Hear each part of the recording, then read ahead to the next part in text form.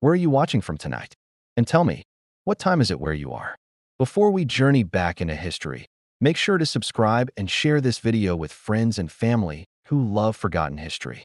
Because today, we're uncovering 15 British wars that the world has quietly forgotten, yet each helped shape the modern world in ways most of us never realized. The British Empire once stretched across a quarter of the globe. Its soldiers, diplomats, and sailors found themselves in battles from the Caribbean to China, from Africa to the icy edges of the Falklands. But not every war was immortalized in film or textbooks. Some were too short, too politically messy, or simply inconvenient to remember. Yet behind each lies a story of courage, miscalculation, and consequence. Let's begin our journey through the forgotten wars of Britain.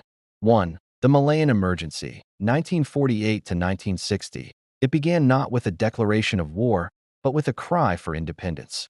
In the dense rainforests of Malaya, British troops fought a long, hidden war against communist insurgents. For 12 years, the empire waged what was called an emergency rather than a war, because insurance companies wouldn't cover the losses otherwise. The British deployed jungle warfare tactics, psychological operations, and resettled over 500,000 civilians. It became a blueprint for counterinsurgency around the world, studied by militaries, forgotten by the public.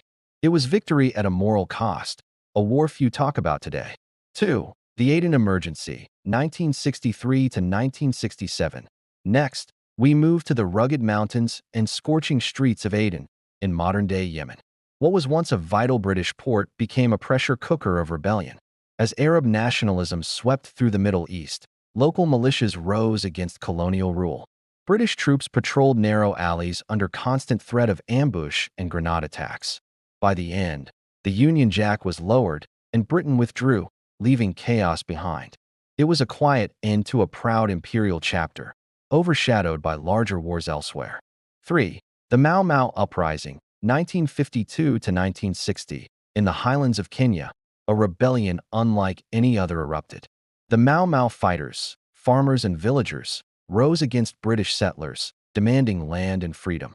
What followed was one of the most controversial counterinsurgencies in British history. The colonial government imposed curfews, mass detentions, and harsh measures to suppress the movement. For decades, the full story remained buried beneath official silence. Only in recent years have archives revealed the human cost, a reminder that every empire's legacy has shadows.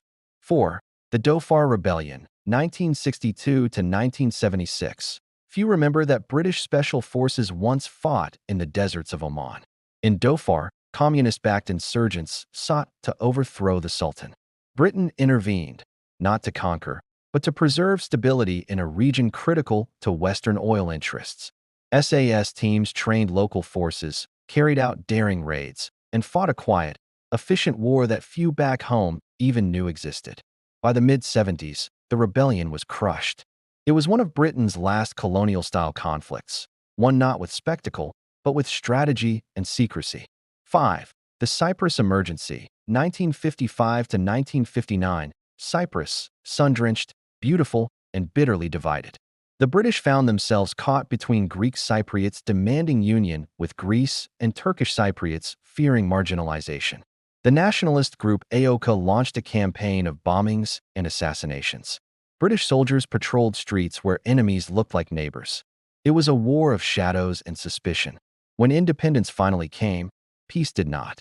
The island remains divided to this day, a quiet legacy of a war many have forgotten began with Britain. 5 wars, and already we can see the pattern.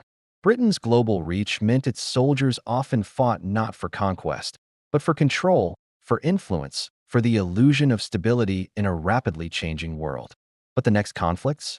They would test Britain's identity, pride, and place on the world stage. Stay with me, because what comes next reveals the hidden heart of post-imperial Britain.